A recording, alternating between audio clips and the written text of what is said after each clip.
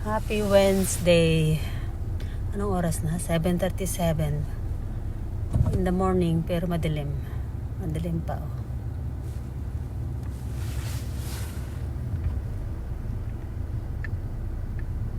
On the way sa trabaho.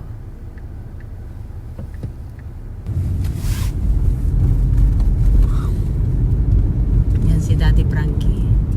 Say hi, Daddy Frankie. Hi mga kababayan, sana po mag-iingat po kayo. Papasalamat po ako sa inyo dahil bumabalik na po yung alaala ni Kuya Oliver. Salamat po sa inyong tulong, lalo na po sa ating mga kapwa vlogger sa tumutulong at sumusuporta sa team Daddy Frankie. Sana po huwag kayong magsawa. Ikaw rin, Ate Ansing, huwag ka rin magsawa na pumunta sa aking bahay. Basta humingi ka lang ng humingi. Yung 120,000 hanggang di mo maubos, huwag kang titigil na kakabalik-balik para maubos mo. Tapos pagka naubos na yon, ibibigay ko na rin si Kuya Oliver sa'yo. Ikaw nang bahala.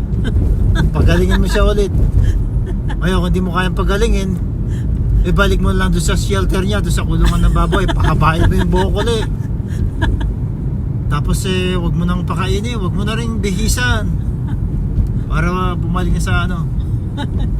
Pagka nangyari yun, nakita ko siya, pagsasamahin ko kayo sa loob. Ganun ang gagawin ko sa'yo, Ate Hansing. O sige, Ate Hansing, ha? Yun lang, Ate Hansing, ang masasabi ko sa'yo. Sana mag-ingat ka, dahil na sa mga paghihingi ng pera. Okay, Ate Hansing, bye-bye.